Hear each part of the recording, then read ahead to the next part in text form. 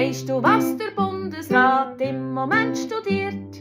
Wie man unser Steuergeld am besten investiert.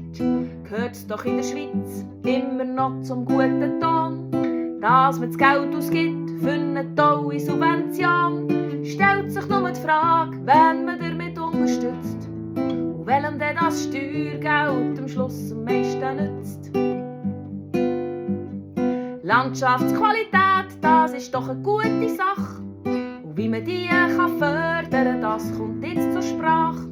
900 Ideen liegen zum Thema auf dem Tisch, weil es für unsere Postkarte ja wirklich wichtig ist, dass sich unsere Schweiz immer top gut präsentiert, so dass jeder gern sein Geld hier investiert. Und einer von diesen Vorschlägen, das ist eine Sensation. Ich rede hier von der Kuhfladensubvention. Du hast richtig gehört, es geht um die Unterstützung von der Landwirtschaft und von der Bergbodenausnutzung, weil dort im Appenzell schiessen die Kühe drum noch ein bisschen mehr.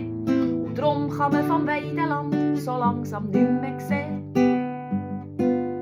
Und darum müssen dort die Bauern all die Kuhfladen sammeln und auf einen Haufen fallen, wo sie langsam vergammeln können. Und weil das Arbeit gibt, ist die Idee vom Komitee, dass man investiert in die Häufen auf dem Klee. Je schöner und je höher sind die Fladenpyramiden, desto mehr Geld gibt's vom Bund für die Bütze, die musst leiden.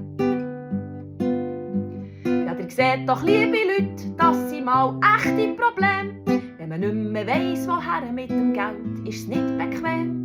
Darum rauchen all die Köpfe gäng so fest beim Bundesrat und schreiten erst nach reiflicher Abwägung zur Tat. Und was lernen wir aus so abstrusen Sachen?